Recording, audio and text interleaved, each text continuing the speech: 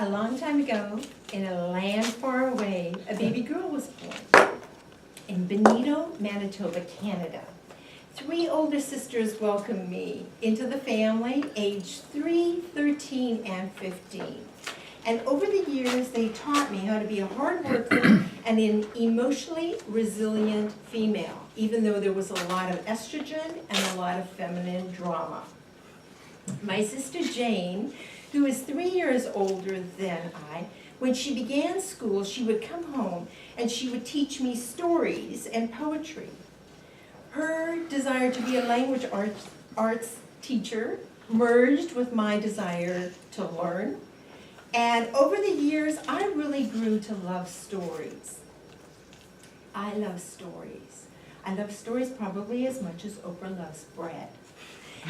And neuroscientists tell us that a narrative with a beginning, a middle, and an end actually releases oxytocin and cortisol, which helps us to empathize and connect with people.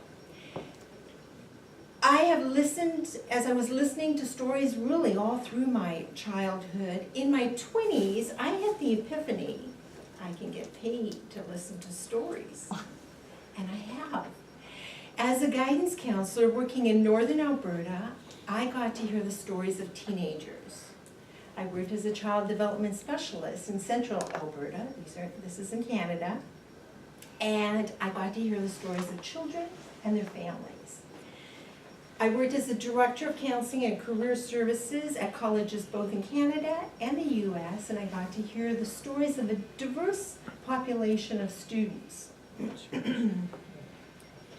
The stories that I heard generated some curiosity about things that I didn't really understand, things that I didn't get.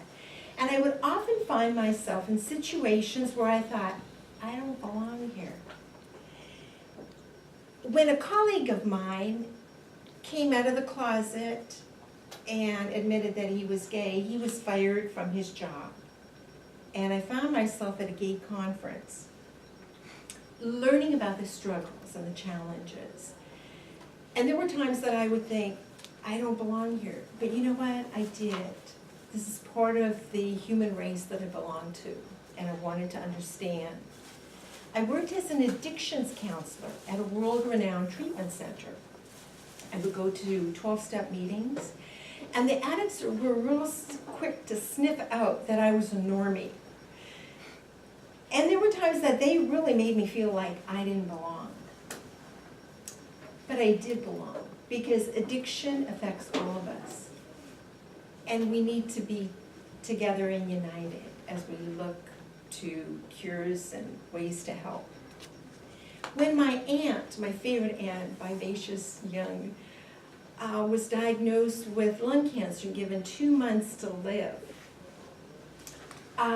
she was in Canada, I was in the United States. I was in such tremendous pain that I was looking for a place to be comforted. And I walked into a black church. Their music, their ministry, their warmth soothed me and helped me to get through that period. And I joined that church and was a member for a long time. And there were times that I would look at my skin and think, I don't belong here. But it was such a wonderful experience that I really did. I needed to be there. I'm talking about my careers because that really has been important to me. But the joy of my life, the thing that gives me, or the person that gives me the most meaning in my life is my son. When he was born, I made a commitment to him as I held him in my arms. I said, I will never let anything or anyone hurt you. And when he was 8 months old, I took him, $100 and 2 tanks of gas, and drove away from an abusive marriage to freedom, to be able to raise him. And he's a wonderful young man that I love and appreciate. And in 1996, him and I moved to the United States. We moved to Lincoln, Nebraska. And he was 16, he completed his high school, his bachelor's, his master's. He now lives in Dallas, Texas with a beautiful woman. And my life is so much richer. But through that experience of moving in 1996, him and I went through the whole immigration process.